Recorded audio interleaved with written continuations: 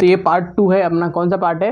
2 class 12th का chapter number 9 वैश्वीकरण। अब देखेंगे वैश्वीकरण के क्या लाभ है, क्या हानि, और वैश्वीकरण क्यों इतना दुनिया के अंदर प्रसिद्ध हो गया, फेमस हो गया। क्योंकि क्वेश्चन बनता है वैश्वीकरण के लाभ लिखें या हानि लिखें या वैश्वीकरण को आसान बनाने वाले कारण लिखें। इसमें से कोई ना कोई एक क्वेश्चन आपको 100% मिलेगा। तो वैश्वीकरण का पहला लाभ है निवेश। यानी अब क्या हो रहा है, पूरी जो दुनिया है ना, एक देश से दूसरे देशों में निवेश जाए कर रहे हैं। निवेश का मतलब है पैसा लगा रही है। जैसे भारतीय लोग हैं जाके अमेरिका में पैसा लगा रहे हैं, जो अमेरिकन है वो इंडियन में आग लगा रहे हैं, जो इंडियन है नेपाल में जा रहे हैं, नेपाली इंडिया में लगा रहे हैं। यानी पूरी दुनिया के अंदर एक देश के लोग दूसरे देश में जाकर के निवेश कर रहे हैं। तो इससे निवेश को काफ़ी फायदा मिला है। आप देखो कि दिल्ली में मेट्रो बन गया है, बहुत सारी ट्रेनें आ गई हैं। ये किसके कारण हुआ है? निवेश के कारण है। यानी पूरी दुनिया के जो लोग हैं वो निवेश करने इंडिया और बहुत सारे देशों में आ रहे हैं। अगर आपको पता करना हो, थोड़ा सा पढ़ना हो, अंकटाड की रिपोर्ट पढ़ना, अंकटाड की रिपोर्ट पढ़ना, अंकटाड रिपोर्ट ऑन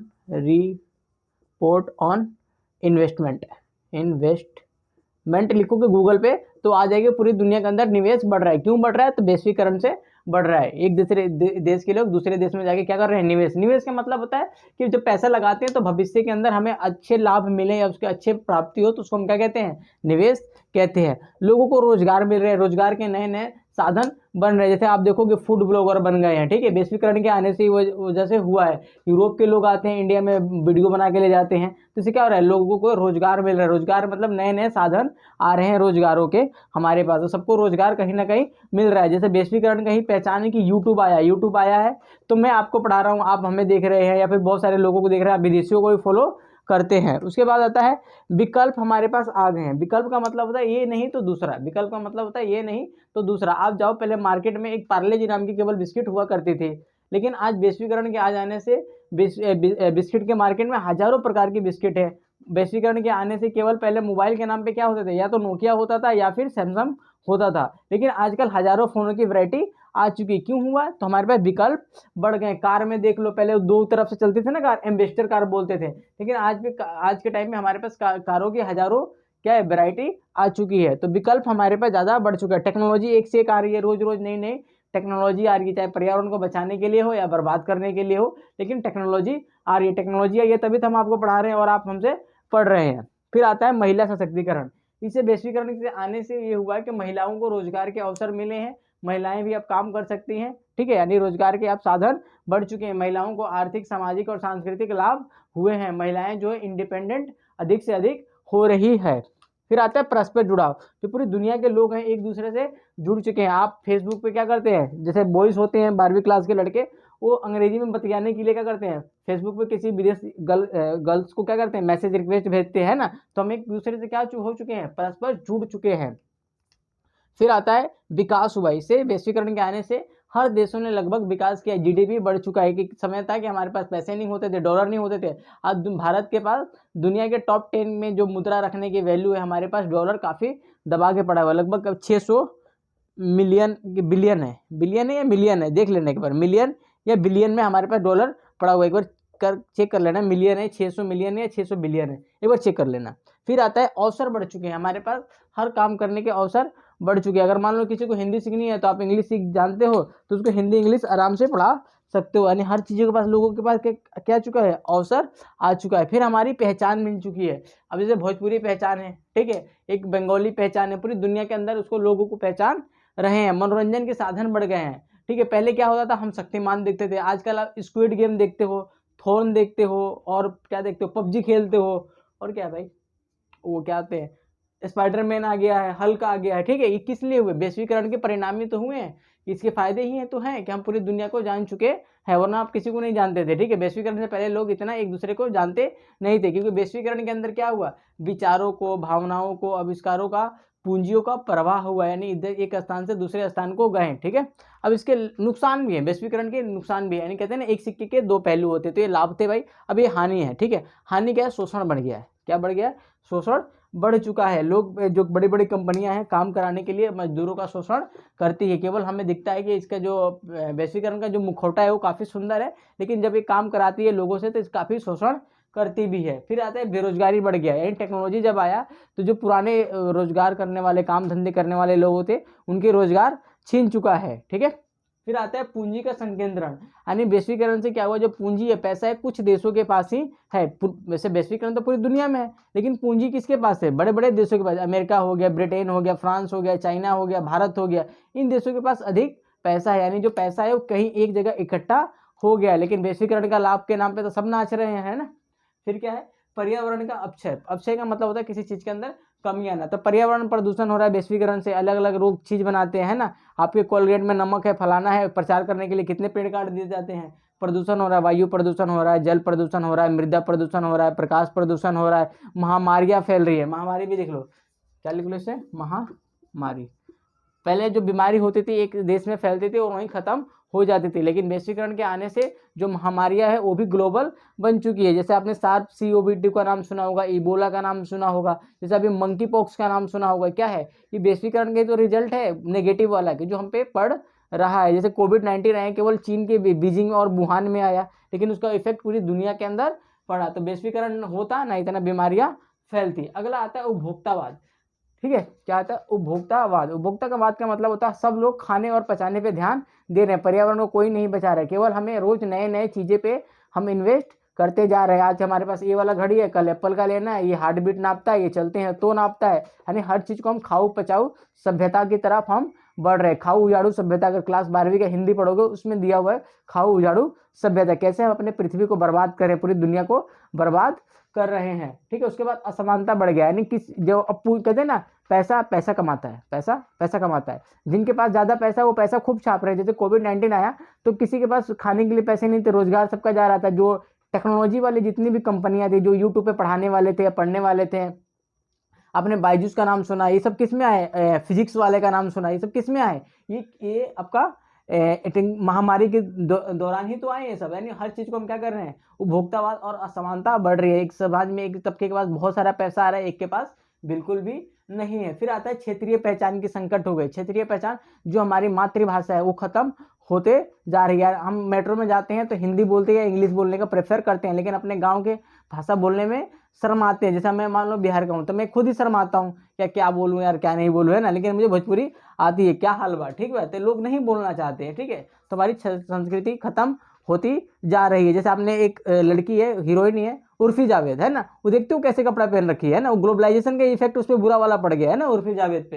ठीक है, तो क्षेत्रीय पहचान के हमारे ऊपर संकट पड़ चुका है। जो भारतीय महिलाएं वो साड़ी नहीं पहन रही है, बुर्का नहीं पहन रही है, या जो भी मतलब उनके कल्चर है उसको फॉलो नहीं कर रही है, जो सिंदूर होता है वो नहीं लगा रही है, यानी जो हमारी क्षेत्रीय पहचान है जिससे हम लोग हैं उसको दबा रहे हैं। लेकिन हम पश्चिमी सभ्यता को क्या कर रहे हैं, अडॉप्ट कर रहे हैं। जैसे जींस पहनना, हाफ निकर्स पहनना गर्ल्स का, है ना। मैं नहीं कहता कि मत पहनो भाई, आपका अधिकार है, पहनो, लेकिन इस जो सभ्यता का प्रभाव है कहाँ का है, ये यूरोप का है और अमेरिका का है। हम बर्गर खाना पसंद करते हैं लेकिन लिट्टी चोखा खाना पसंद नहीं करते, तो हमारी क्षेत्रीय पहचान खत्म हो रही है। ठीक है, अब आते हैं कि वैश्वीकरण इतना फैला कैसे भाई। ये तो थे लाभ, ये थे हानि, वे फैला कैसे। तो फैला है टेक्नोलॉजी। इस टेक्नोलॉजी में इंटरनेट ने वैश्वीकरण को काफ़ी हद तक आगे बढ़ाया। अगर वैश्वीकरण को बढ़ाने में सबसे योगदान दिया टेक्नोलॉजी ने दिया। मान लो आज मेरे वीडियो इंडिया में देखते हैं, मान लो कहीं गलती से फेमस हो गया, कुछ भी हो गया, तो बाहर के लोग भी तो देखेंगे, है ना।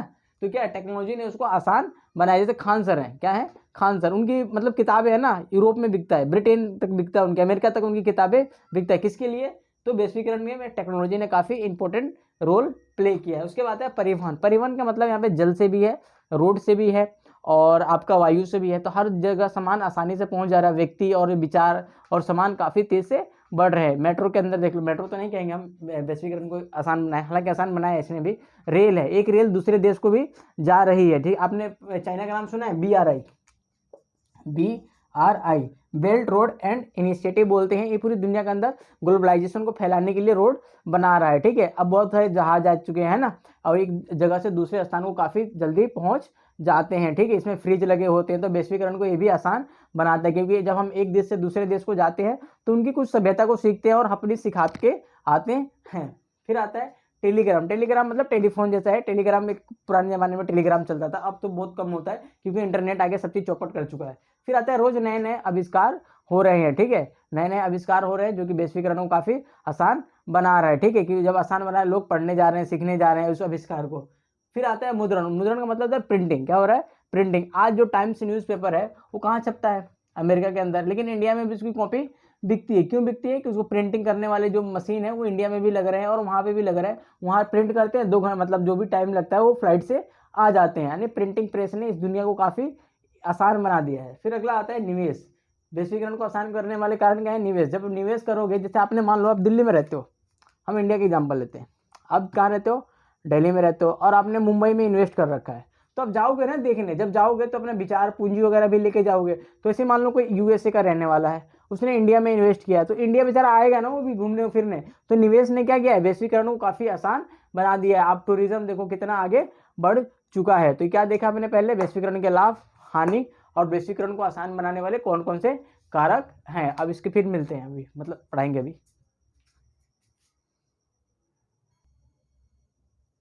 ठीक है। अब देखते हैं कि वैश्वीकरण के राजनीतिक प्रभाव क्या है। हर चीज के प्लस और नेगेटिव होते हैं, तो राजनीतिक प्रभाव भी क्या होंगे? एक तरफ नेगेटिव होंगे यानी नकारात्मक, और एक तरफ होंगे सकारात्मक, यानी राजनीतिक के ही।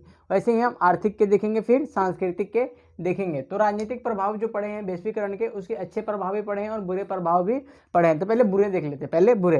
तो जो सरकार की जो संप्रभुता है वो कम हो गई है। क्या हो गई है? जो सरकार है उसकी जो संप्रभुता है वो कम हो गई। संप्रभुता का मतलब होता है जो सरकार के निर्णय लेने की जो क्षमता है ना वो काफ़ी कम हो चुकी है। इसको हम बोलते हैं सरकार की संप्रभुता की कमी होना। क्यों वो कमी हो गया? कि जो बड़ी बड़ी जो कंपनियां हैं ना वो सरकार पे प्रेशर बना के रखती है, क्योंकि जो चुनाव होते हैं ना, तो ये जो बड़ी बड़ी कंपनियां ये क्या करती है? उनको फंडिंग करती है। क्या करती है? फंडिंग करती है। जैसे भारत के अंदर हम जियो की बात करें, रिलायंस की बात करें, ये क्या करती है? सरकार को फंडिंग करती है। तो थोड़ा हो सकता है कि इनके पक्ष में निर्णय लेती हो। बार बार बीजेपी सरकार पर यह आरोप लगता रहता है कि जो बीजेपी पार्टी है वो अडानी और अंबानी की गुलामी कर रही है। क्यों? कि हो सकता है, मेरे को नहीं पता होता या नहीं होता, लेकिन उसके संप्रभुता में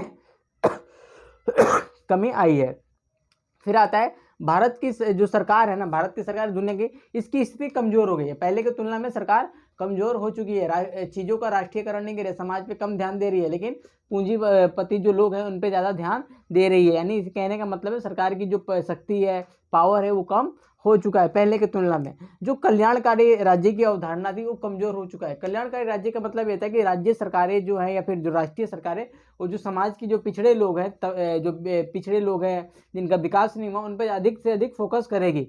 लेकिन क्या हुआ? वैश्वीकरण के आने से बाद क्या हुआ? जो कल्याणकारी राज्य की अवधारणा है, जो समाजवाद की अवधारणा है, वो कमजोर पड़ने लगा है। सरकार अब केवल गरीबों को ध्यान कम दे रही है, लोगों पे बड़े लोगों पे ज्यादा ध्यान दे रही है। इसको बोलते हैं कल्याणकारी राज्य की अवधारणा में कमी आ चुकी है। फिर आता है राज्य सरकार का जो कार्य है वो सीमित हो गया है। जो सरकार है ना या फिर जो राज्य है राजनीतिक है, उसका कार्य सीमित हो गया।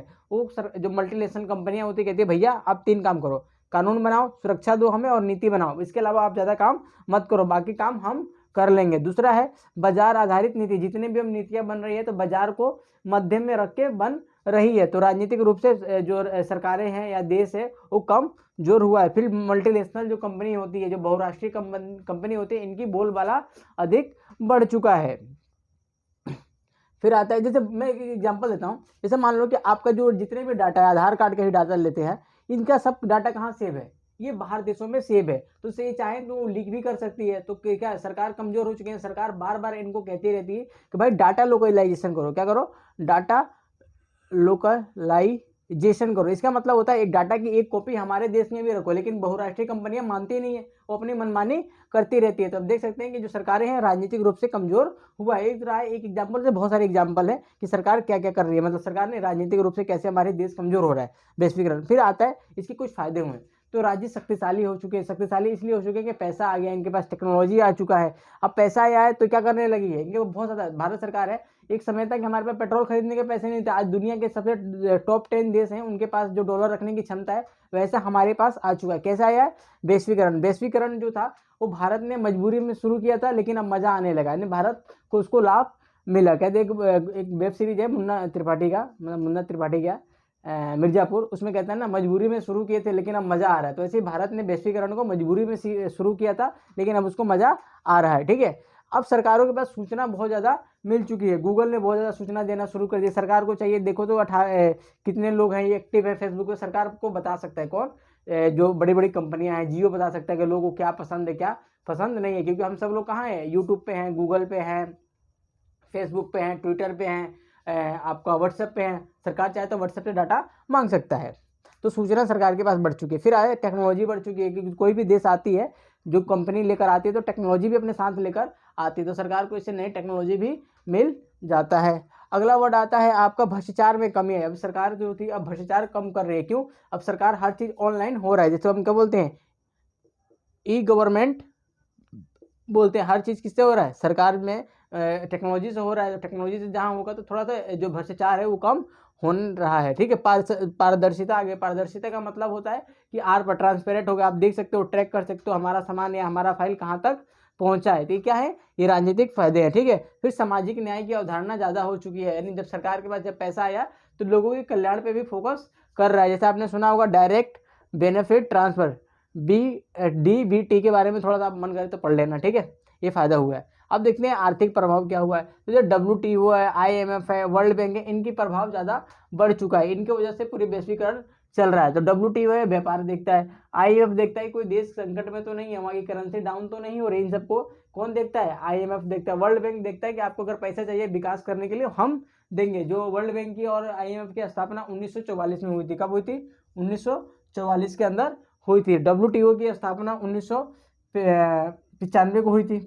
ठीक है, जो WTO का पुराना नाम था गेट था। क्या था?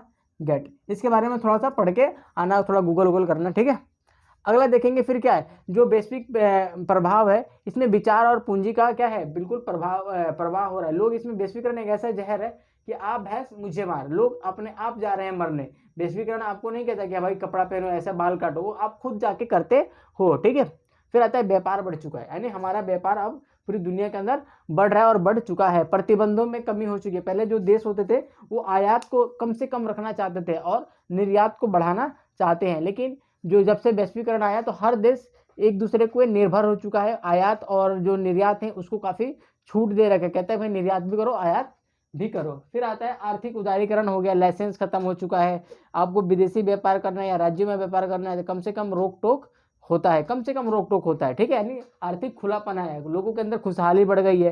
जैसे आप लोग एप्पल का फोन ले, कोई से फोन लेते हो तो आप लोग स्टेटस लगाते हो ना, ये किसको रिप्रेजेंट करता है? या नाइक के जूता लेते हो तो फोटो खींच के डालते हो ना, तो यानी हमारी खुशहाली को भी दर्शाता है। फिर पारस्परिक निर्भरता, एक देश दूसरे देश पे पूरा निर्भर है। जैसे कि भारत के अंदर बहुत सारी गाड़ियां बन रही थी, अभी देखा होगा हाल फिलहाल में गाड़ियों की डिलीवरी बंद हो चुकी थी। एक चीज होता है, आप गाड़ियों के अंदर जब जाओगे तो गाड़ी के अंदर एक लगता है सेमी कंडक्टर, क्या बोलते हैं उसको? सेमी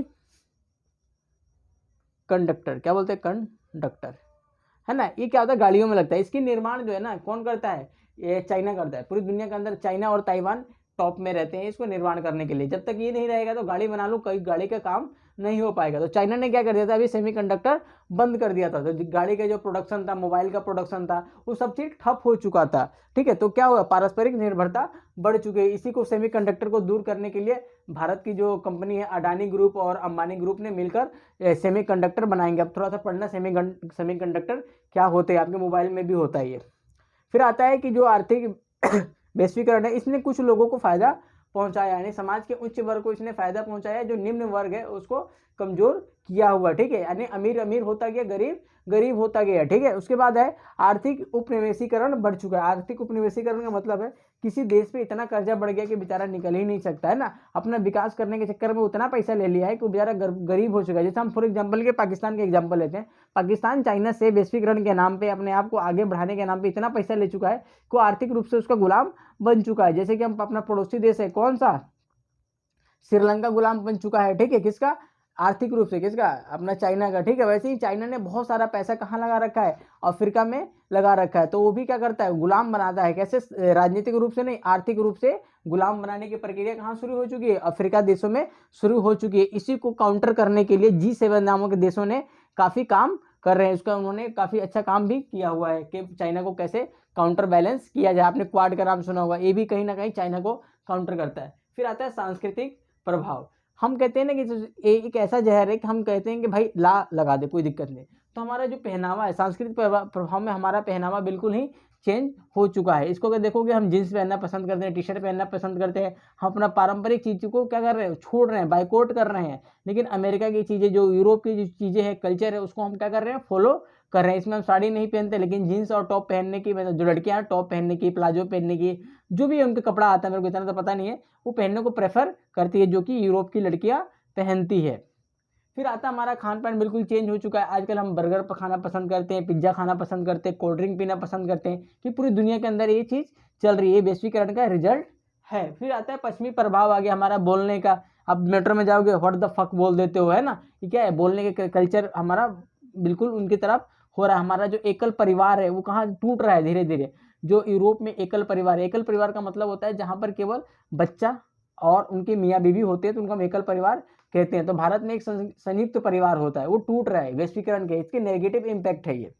फिर हम देखेंगे संगीत, हम किसके सुन रहे हैं, जस्टिन बीबर का संगीत सुन रहे हैं ना, आप थोर का गाना सुन रहे हो, पता नहीं क्या क्या सुन रहे हो, है ना, ये क्या है, हमारे सांस्कृतिक प्रभाव है। फिर आता है आजकल हम वैलेंटाइन डे मनाते हैं, सांस्कृतिक ही प्रभाव है, वैलेंटाइन डे मनाना, किस डे मनाना, पता नहीं कौन कौन से डे आते हैं ना, तो इस सांस्कृतिक प्रभाव में ये सब चीज़ें हम पढ़ते हैं। हम हर चीज़ कहीं ना कहीं हर चीज़ को रिलेट किससे कर सकते हैं, वैश्वीकरण से रिलेट कर सकते हैं। हम डायरेक्ट और इनडायरेक्ट किससे जुड़े हुए हैं, वैश्वीकरण से जुड़े हुए हैं। लेकिन वैश्वीकरण के फायदा हुए सांस्कृतिक के, जो हमारी क्षेत्रीय पहचान है वो भी बढ़ रही है। जैसे कि जींस के ऊपर कुर्ता पहन लेना, टोपी पहन लेना, है ना, जो भारतीय कपड़े उसको पहन लेना, कुछ महिलाएं साड़ी पहन के जाती है, तो भारतीय लोग भी हमारे उसको, मतलब भारतीय लोग नहीं, अमेरिका के लोग भी फॉलो करते हैं। योग है हमारा, सांस्कृतिक रूप से हम कह सकते हैं जो योगा है पूरी दुनिया के अंदर फैल रहा है, तो हमारा सांस्कृतिक बढ़त हो रही है। लेकिन हमारे जो छोटे छोटे सांस्कृतिक पहचान है वो खत्म हो चुका है। तो ये क्या था, सांस्कृतिक प्रभाव। तो आप लोग क्वेश्चन ऐसे लिख सकते हैं कि वैश्वीकरण के राजनीतिक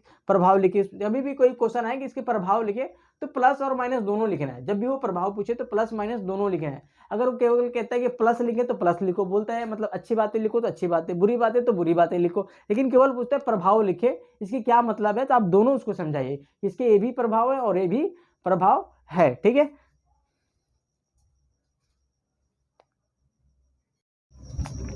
ठीक है। अब हम देखते हैं कि भारत और वैश्वीकरण। देखिए भारत और वैश्वीकरण का संबंध वही है जैसे कि हमने पीछे देखा था। तो इसके लाभ भी है और हानि भी है। जो हमने भारत वैश्वीकरण के लाभ और हानि लिखा था ना, सेम भारत की कंडीशन में आप वही कर देंगे जो हमने पीछे पढ़ाया है। उसके बाद देखेंगे जो अतीत जो था, हम उस समय हम निर्यातक देश थे। निर्यातक मतलब हम सामान बना के पूरी दुनिया को बेचते थे। लेकिन जैसे ही हमारे लोगों पे अंग्रेजों ने राज किया, उसके बाद हम कौन से देश बन गए, आयातक देश बन गए। इससे काफ़ी समस्या हुआ।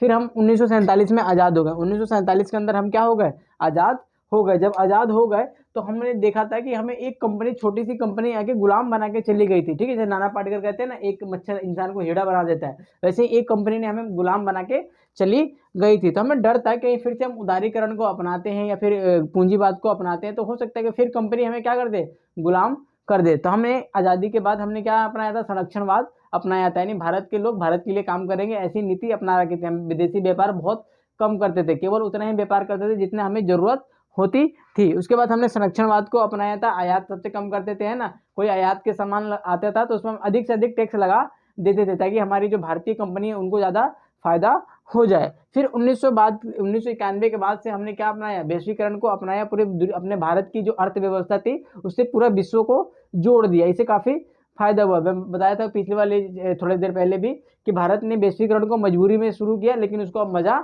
आ रहा है क्योंकि इससे काफ़ी भारत को समृद्धि मिली है। फिर आता है 2014 में भारतीय जो प्रधानमंत्री नरेंद्र मोदी जी ने वो क्या लाया, मेक इन इंडिया लाया। यानी जो सामान है वो केवल बाहर से मत मंगाओ, केवल भारत में वो सामान को बनाओ। आप डिफेंस के सेक्टर में देख लीजिए या फिर इंडस्ट्रीज में देख लीजिए, भारत में सामान बन रहे हैं, तो उसको हम बोलते हैं मेक इन इंडिया प्रोजेक्ट बोलते हैं। उसके बाद क्या हुआ कि भारतीय जो ज्ञान की विधि है हमारे देश में, देखते हैं नीम हो गया, तुलसी हो गया, हमारे काफ़ी पवित्र भी हैं और काफ़ी इनके फायदे भी होते हैं। हल्दी का गुड़ हो गया, तो यूरोप की कंपनियां और यूएसए की कंपनियों ने इस पर पेटेंट करा लिया था। भारत ने कहा एक बात बता भैया, यूरो जो नीम है वो भारतीय संस्कृति का एक हिस्सा है और आप लोगों ने पेटेंट कैसे करा लिया। भारत ने इसका विरोध किया और ये विरोध सफल भी हुआ। तो भारत था और उसका संबंध था वैश्वीकरण के। तो इसके फायदे भी हैं और नुकसान भी है। महिलाओं को फायदे हुआ, महिलाओं को नुकसान भी हुआ, क्योंकि महिलाओं को हम केवल एक वस्तु के रूप में देखते हैं, यूज एंड थ्रो की पॉलिसी वाला यूज करते हैं। लेकिन लाभ क्या हुआ, उनको अवसर अधिक से अधिक मिले, वो काफ़ी अपने पैरों पे खड़ी हो गई, वो निर्णय ले सकती है। आप देखो कि भारत में बहुत सारी ऐसी महिलाएं हैं जो एंटरप्रेन्योरशिप कर रही हैं, आगे बढ़ रही है। महिलाएं क्रिकेट खेल रही है। वैश्वीकरण का कहीं ना कहीं प्रभाव पड़ा हुआ है। लेकिन इसका दूसरा प्रभाव भी पड़ा हुआ है। जैसे कि अब देखोगे भारतीय जो अभी चीज़ें आई है उसमें शादी से पहले मतलब जो बच्चा अगर रह जाता है तो उसको अबॉर्शन कराने का, उसको गिराने का अधिकार मिल गया। तो हो सकता है कि ये समाज, हमारा भारतीय समाज इससे टूट जाए। अब देखते हैं वैश्वीकरण का प्रतिरोध क्यों हो रहा है। इसका विरोध क्यों हो रहा है? वैश्वीकरण जब इतना अच्छा है तो इसका विरोध क्यों हो रहा है? विरोध का कारण है जो वामपंथी लोग हैं, यानी साम्यवादी जो लोग हैं, लेफ्ट विंग के लोग हैं, इससे कहते हैं कि भाई अमीर अमीर हो रहा है, गरीब गरीब हो रहा है, इससे केवल कुछ लोगों का फायदा हो रहा है, ये अमीर को अमीर कर रहा है, गरीब को गरीब कर रहा है, इसीलिए ये विचारधारा बिल्कुल बेकार है। दूसरा है अनुचित व्यापार। WTO ने भी ये माना है कि जो बड़ी बड़ी जो दुनिया की कंपनियां हैं वो अनुचित व्यापार करती है और केवल इसमें विकसित देशों को फायदा होता है, जो विकासशील देश है उनको फायदा नहीं होता है। ठीक है, फिर आता है दक्षिणपंथी जो पार्टियां हैं उन भी वो लोग भी इनका विरोध करती है। जैसे बीजेपी वालों में देखना, जो बजरंग दल के लोग होते हैं, बजरंग दल के लोग होते हैं, वैलेंटाइन डे पे पकड़ के पीट देते। क्यों? उनको ऐसा लगता है कि जब आप लोग पश्चिमीकरण को अपना रहे हैं उससे हमारी संस्कृति खराब हो रही है, इसीलिए आपकी पिटाई करते हैं वैलेंटाइन डे वाले दिन, है ना। वो ऐसे नहीं मारते, उनका क्या है, उनको दक्षिणपंथी है, उनको अपने समाज को, अपने संस्कृति को आगे लेकर जाना, इसीलिए पिटाई कर देते हैं। उनको लगता है कि हमारी सभ्यता है इससे खराब हो सकती है, हमारी समाज इससे टूट रहा है। आजकल केवल परिवार में हम, मैं नहीं कह रहा हूँ, मतलब इसमें मियाँ बीवी और बच्चे को रखना हम चाहते हैं, इसको बोलते हैं न्यूक्लियर फैमिली की तरफ हम बढ़ रहे हैं, इसीलिए समाज के जो हिस्सा है वो टूट रहा है, समाज में इससे अपराध बढ़ रहा है। ठीक है, लोग केवल उपभोक्तावाद की दृष्टि से जी रहे हैं। ठीक है, और ये अपना चैप्टर जो है क्लोज हुआ, चैप्टर खत्म हुआ। ठीक है, इस चैप्टर को मतलब बुक को, इस वीडियो देखने से पहले बुक पढ़ें या वीडियो देखने के बाद बुक पढ़ें। फिर हम मिलते हैं किसी नेक्स्ट पार्ट में, है ना, मतलब नेक्स्ट चैप्टर में जब पढ़ेंगे फिर मिलते हैं। चीज़ें कैसे लगी आप इसको पढ़ें।